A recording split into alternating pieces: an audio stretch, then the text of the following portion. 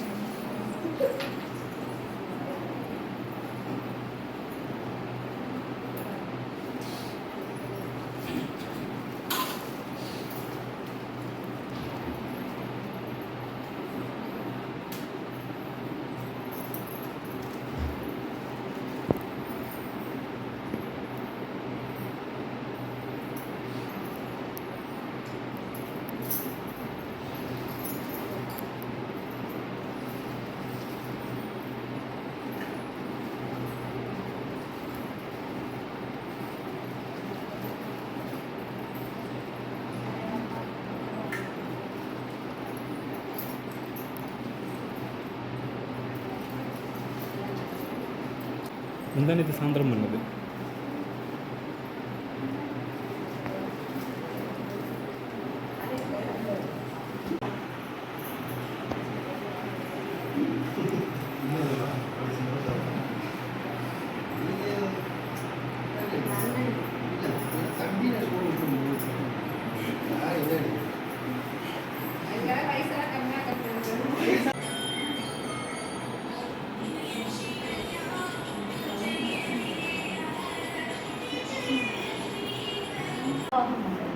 அந்த அம்மன் வந்து அழைச்சிட்டு வந்து மகாலயபட்ச அமாவாசையில் அந்த அம்மனை அழைச்சிட்டு வந்து அந்த கலசத்தில் ஆவாகம் பண்ணுறது. அதுதான் முதல்ல அந்த படியில் நிறுத்துவாங்க. நிறுத்தும் போது அதை நிறுத்திருக்கேன். அந்த இடத்துல அம்மன் இருப்பேன். எப்பயுமே வந்து எங்கள் அம்மன் வந்து ஸ்பெஷலாக பட்டுப்புடவெல்லாம் கட்டி நகைலாம் போட்டு அவங்கள எப்படியும் ஒரு பெரிய அலங்காரம் பண்ணுவோம். ஸோ இந்த தடவை வந்து அவங்க கொஞ்சம் சிம்பிளாகவே இருக்கட்டும் அப்படின்றதுனால அவங்கள வெள்ளி சொம்பில் அப்படியே ஆவாகம் பண்ணிட்டேன். அதுக்கப்புறமா எடுத்தோன்னா முதல் கடவுள் நமக்கு வந்து விநாயகர். அதனால் முதல்ல விநாயகரை வச்சுருக்கிறேன். நான் அந்த கலசத்துக்கு பக்கத்தில் விநாயகர் வச்சுருக்கேன். இது வந்து கலச சொம்பு மாதிரியே இருக்கும் இந்த லக்ஷ்மி. இது வந்து எங்கள் மாமியார் பாரம்பரியமாக வச்சுட்டு வந்தது. அதனால் அதையும் வச்சுருக்கேன். ஃபஸ்ட்டில் இருக்கிறவங்க வந்து துர்கா, ரெண்டாவதுல இருக்கிறவங்க லக்ஷ்மி, மூணாவது இருக்கிறவங்க வந்து சரஸ்வதி. துர்காவுக்கு 3 நாள் படைக்கணும், லக்ஷ்மிக்கு 3 நாள் படைக்கணும், சரஸ்வதிக்கு 3 நாள் படைக்கணும். இந்த 3 நாள் படைக்கிறது தான் 9 நாள் நவராத்திரின்னு சொல்லுவாங்க. இது நவராத்திரின்னு வந்தது எதுக்கு அப்படின்னு பார்த்தீங்கன்னாக்க, மகிஷாசுரன் சொல்லிட்டு ஒரு அரக்கன் இருந்தான். அவன் வந்து சிவன்கிட்டேருந்து வரம் வாங்கினவர். அவர் எனக்கு வந்து அழிவே இருக்கக்கூடாது, எனக்கு சாவே இருக்கக்கூடாதுன்னு சொல்லிட்டு வாங்கினவர். அப்போது அவர் வந்து என்ன பண்ணாருன்னா, ஒரு பெண்ணால் தான் உனக்கு வந்து அழிவு வரணும் அப்படின்னு சொல்லிட்டு சிவன் வரம் கொடுத்து பண்ணுறாரு. அப்போது வரம் கொடுத்துட்றாரு. கொடுத்த உடனே அவர் வந்து பயங்கரமான அட்டகாசம் வந்து தேவலோகத்தில் பண்ணிகிட்ருக்காரு. பண்ணிகிட்டு இருக்கும்போது தேவர்கள்லாம் போயிட்டு அம்பாள்கிட்ட, பராசக்தி கிட்ட போயிட்டு, அம்மா இந்த மாதிரி சிவன் வந்து கொடுத்துருக்காரு, வரம் கொடுத்துருக்காரு, எங்களை வந்து ரொம்ப அவர் மகிஷாசுரன் வந்து ரொம்ப ஆட்டி கிடைக்கிறாரு, எங்களுக்கு வந்து அதுலேருந்து மோட்சம் கிடைக்கணும், நீங்கள் தான் அருள் புரியணும் அப்படின்றாங்க.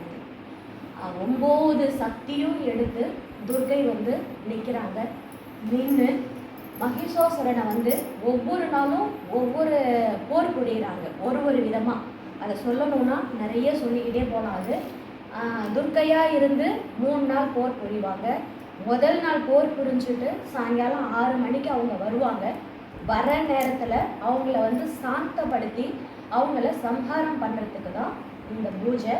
நவராத்திரின்றது வந்து ஏன்னா ராத்திரி 6 மணிக்கு மேலே அம்பாள் வந்ததுக்கப்புறம் அம்பாளுக்கு வந்து நம்ம நெய்வேத்தியம் பண்ணி அவங்கள சாந்தப்படுத்தி அவங்கள வந்து அந்த உக்கிரசேத்திலேருந்து அவங்கள கம்மி பண்ணணுன்றதுக்காக தான் அந்த நவராத்திரியில் வந்து நம்ம சாயங்காலம் படிக்கிறது. அதனால தான் நம்ம வந்து சாயங்காலம் படிக்கிறோம் நவராத்திரின்றது. அதே மாதிரி ஒவ்வொரு நாள் ஒவ்வொரு ரூபம் எடுத்து தான் அவங்க 9வது நாள் தான் சரஸ்வதி ரூபம் எடுத்து 9வது நாள் தான் மகிஷாசுரனை அவங்களால வதம் பண்ண முடிஞ்சுது.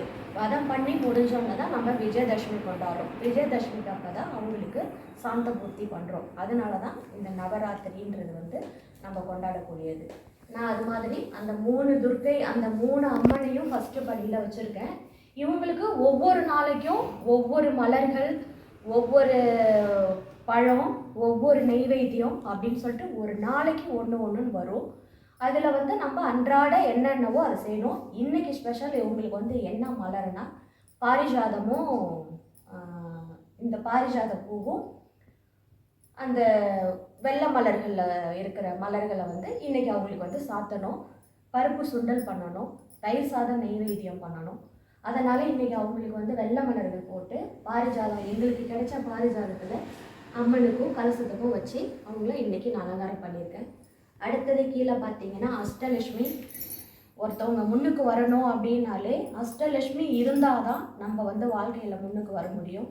அஷ்டலட்சுமியோட பார்வையும் நம்ம மேலே பட்டால் மட்டுமே அந்த ஒரு நல்ல ஒரு வைப்ரேஷன், முன்னேற்றம் எல்லாமே கிடைக்கும். அதுக்காக நாங்கள் 2வது படியில் அஷ்டலட்சுமியை வச்சுருக்கேன். அந்த ஓரத்தில் பாலாம்பிகையை தனியாக வச்சுருக்கோம். அப்புறம் பார்த்திங்கன்னா கிருஷ்ணர், ராதை. அதுக்கு அடுத்தது பார்த்திங்கன்னா இந்த தடவை விநாயகர். எங்கள் வீட்டில் வந்து எப்பயுமே விநாயகர் வந்து ஒரு ஸ்பெஷல். எப்பயுமே நாங்கள் வந்து ஒரு 25 வருஷமாக விநாயகருக்கு ரொம்ப இம்பார்ட்டன்ட் கொடுத்து நான் பூஜை பண்ணிகிட்டு இருக்கிறதுனால நான் எப்பயுமே விநாயகருக்கு ஒரு இம்பார்ட்டன்ட் கொடுப்பேன். ஸோ இந்த வருஷம் எனக்கு வந்து வெள்ளியில் விநாயகர் வந்ததுனால அவர் மோதக மாலெல்லாம் போட்டுக்கிட்டு வெளியில் வந்ததுனால அவரை தனியாக வந்து காமிக்கணுன்றதுக்காக அவர் அந்த கொடையில் இருக்கிறார் பாருங்கள், அந்த கொடைக்குள்ளே உட்காந்துருக்கார் பாருங்கள். அவரை உட்கார வச்சு பின்னாடி வந்து சில்வரில் வந்து 2 விநாயகரை வச்சு யானத்தை வச்சு அவங்கள செப்பரேட்டாக காமிச்சிருக்கோம். இந்த பக்கம் எல்லாருக்கும் பிடிச்ச கடவுள் ராமர், சீதை, லக்ஷ்மணன், இவங்களுக்கு காவலாக இருக்கிற ஹனுமான் அவரை வச்சுருக்கோம். அதில் வந்து ஒரு குழந்தை கிருஷ்ணரை வந்து வச்சுருக்கோம். அடுத்தபடி பார்த்திங்கனாக்க முருகர், எல்லாத்துக்குமே ரொம்ப பிடித்தமானவர், எதை கேட்டாலும் கொடுக்கக்கூடியவர், யார் எது வேண்டி வரம் கேட்டாலும் உடனே கொடுக்கக்கூடியவர், அவர் முருகரை வச்சுருக்கோம். பக்கத்தில் வள்ளி தெய்வானையை வச்சுருக்கோம். அப்புறம் பார்த்திங்கன்னா சின்ன முருகர் வச்சுருக்கேன். அது ஏன் பக்கத்தில் அந்த குரத்தியை நாங்கள் வச்சுருக்கோன்னா, குரத்திய வள்ளி வந்து குரத்தியாக வந்து கைப்பிடிச்சதுனால அந்த குரத்தி பக்கத்தில் அது ஒரு கான்செப்ட் தெரியணுன்றதுக்காக அதை நாங்கள் தனியாக வச்சுருக்கேன் நான். அப்புறம் ஹனுமான், எல்லாத்துக்கும் ஒரு வீர ஜெயம் கொடுக்குற ஒரு ஹனுமான். அப்புறம் திருவண்ணாமலைக்கே பேர் போனவர் அண்ணாமலையார் அம்மன். அவங்கள வந்து படியில் வச்சுருக்கோம். அண்ணாமலை அம்மன்.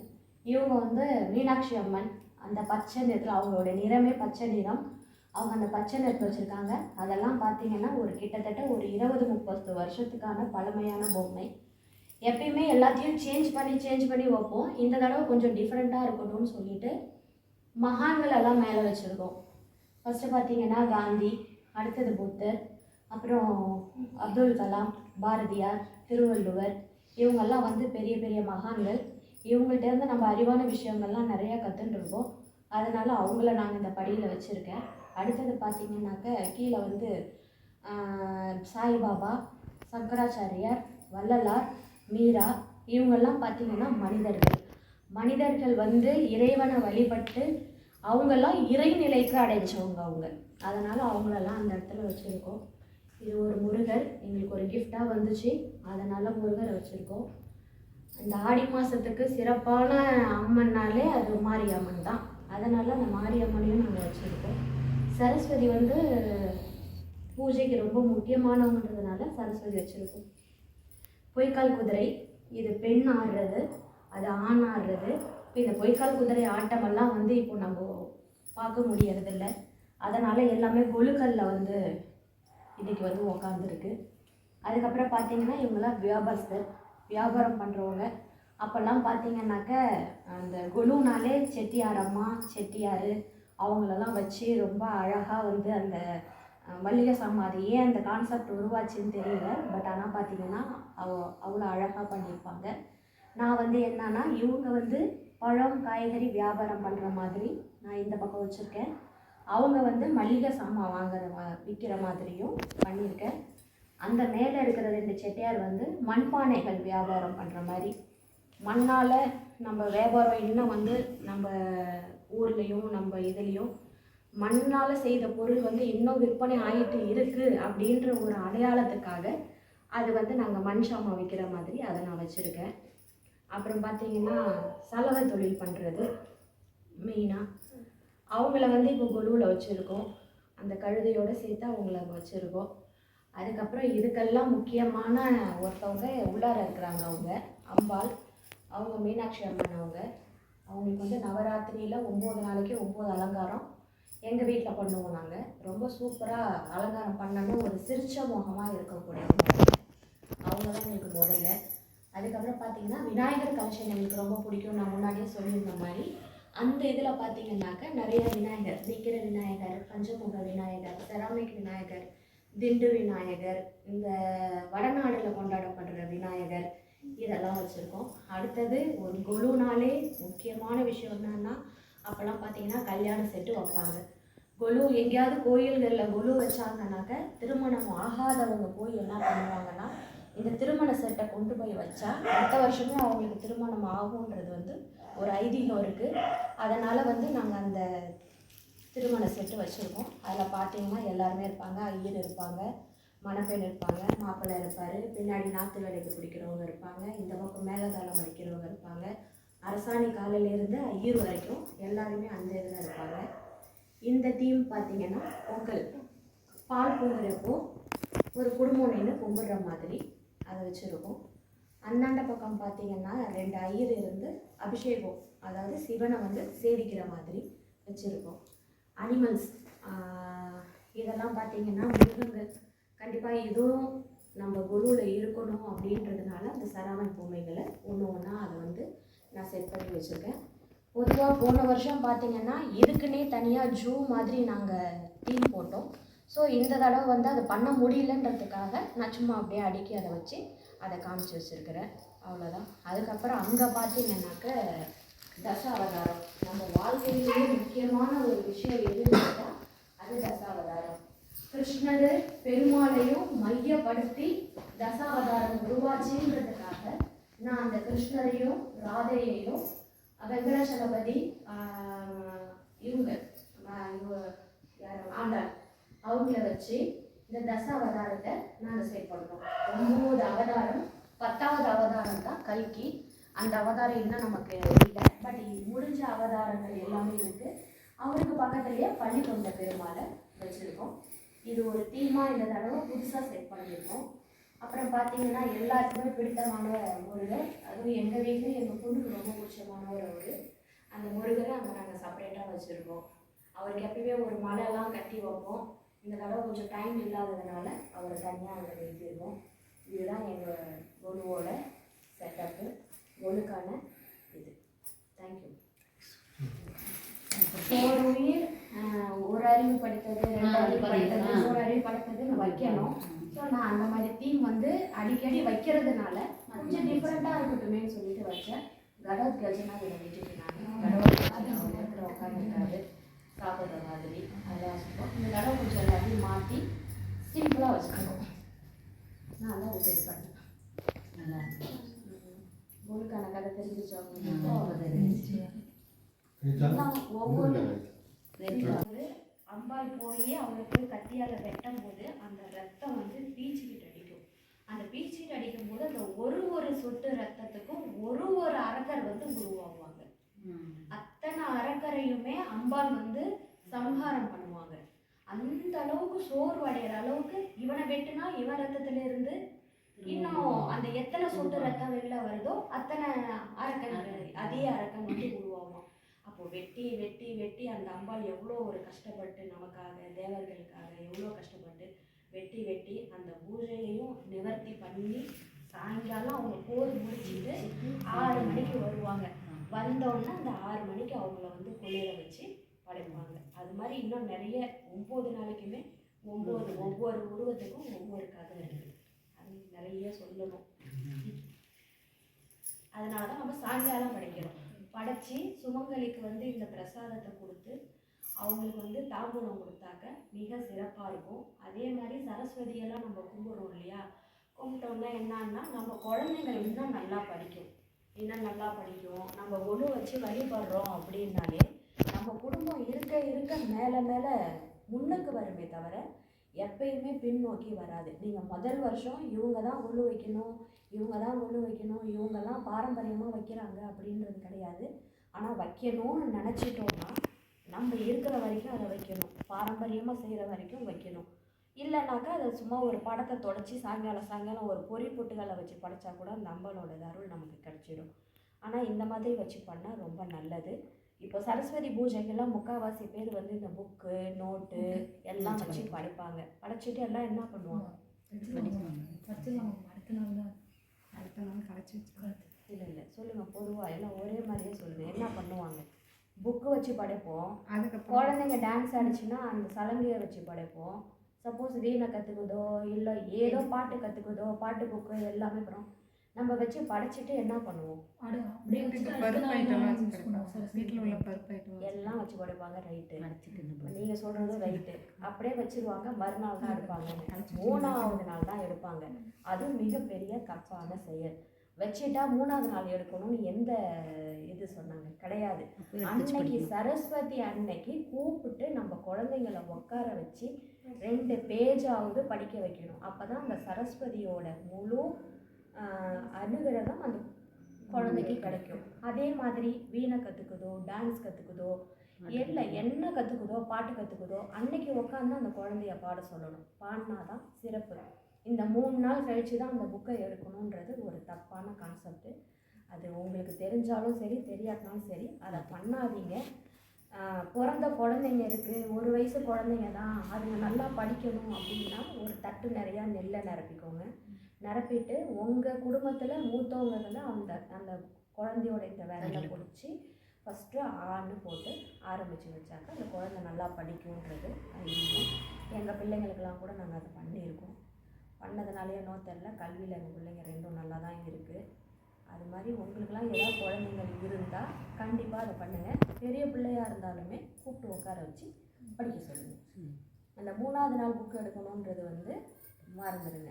மறந்துட்டு அன்றைக்கே சரஸ்வதி பூஜை அன்றைக்கே சாயங்காலம் உட்காந்து படிக்க வைக்கணும். குழந்தைங்களா ஆடுற குழந்தைங்கள ஆட வைக்கணும், பாட வைக்கிற குழந்தைங்கள பாட வைக்கணும். அவங்களுக்கு என்ன திறமை இருக்கோ, கலையில் அவங்க எதில் சிறந்துருக்காங்களோ அந்த கலையை அன்றைக்கி அவங்கள செய்ய சொல்லணும். செய்த சொன்னாக்க அடுத்த வருஷத்துக்கு பார்த்தா ஒரு படி முன்னே இருப்பாங்க. இதை வருஷம் வருஷம் செய்யும்போது அவங்களோட படிப்புக்கும் அவங்க முன்னேற்றத்துக்கும் போயிட்டே இருக்கும் குழந்தைங்களோட. இதுதான் சரஸ்வதி. இது எத்தனை பேருக்கு என்ன தெரியும் சொல்லுங்கள்? பூஜையும் ஆயுத பூஜையும் ஒன்று தான். விஜயதசமின்றது வந்து எதுக்குன்னா இந்த குழந்தைங்களுக்கு அட்மிஷன் போடுறது. இந்த அம்பாள் வந்து கோபத்தில் வெற்றியாகி அவங்க வந்து இந்த போர்லெல்லாம் ரொம்ப நல்லா வந்து போர் பண்ணிட்டு அவங்கள வந்து படைச்சி கிடச்சி அவங்களுக்கு ஒரு உற்சாகத்தை கொடுத்துட்டு மறுநாள் வந்து சாந்தி படுத்தி அவங்கள பழைய நிலைமைக்கு நம்ம அனுப்புகிறோம். அதனால தான் வந்து இந்த பூர்ணாகதின்னு சொல்லுவாங்க. இது பூர்ணாகதின்னு அதை வந்து நம்ம விஜயதசமி அன்னைக்கு பண்ணுவோம். ஆனால் ஆயுத பூஜை சரஸ்வதி பூஜை ஆயுதங்கள்லாம் எதுக்குனாக்க இப்போ நமக்கு வந்து பார்த்திங்கன்னாக்க நம்மளுக்கு புக்கு பில்லு இது மாதிரி உள்ளது தான் நம்மளோட வருமானம். இது குழந்தைங்களுக்கு பார்த்திங்கன்னா படிப்பு. இது அது மாதிரி ஒரு ஒர்க் ஷாப்பில் இருக்காங்கன்னா அவங்களோட தொழில் வந்து அவங்களோடது ஸ்பேனரு பிளேடு அந்த மாதிரி இருக்கும். அதை வச்சு அவங்க பூஜை பண்ணுவாங்க. அன்றைக்கே எடுத்து அவங்க அதை வேலை செய்ய ஆரம்பித்தாலுமே மிக சிறப்பு தான் அது. அதுக்காக தான் அது பண்ணுறது. அதனால் இதை வந்து நம்ம படைச்சது எனக்கு ரொம்ப மிக்க சந்தோஷம். நேற்றெல்லாம் என் ஃப்ரெண்டுங்கெல்லாம் வந்திருந்தாங்க. சாந்திக்கு தெரியும் உடனே இல்லை 9 மணிக்கு தான் போனாங்க. நல்லா பேசிட்டு இருந்துட்டு தாம்பூலம்லாம் வாங்கிட்டு 9 மணிக்கு தான் போனாங்க. விடவே இல்லை, ரொம்ப நாள் ஆகிடுதா வேறு. எங்களை கூப்பிடவே மாட்டேங்கிறீங்கன்ட்டு ரொம்ப வருத்தம் வேற பட்டுக்கிட்டாங்க. வச்சுட்டு 9 மணிக்கு உங்கள் வரத்து கொஞ்சம் நேரம்னா தான் போனாங்களே. அது மாதிரி இன்றைக்கி எல்லோரும் நம்ம எல்லாம் ஒன்றா சேர்ந்து இருந்தது ரொம்ப சந்தோஷம்.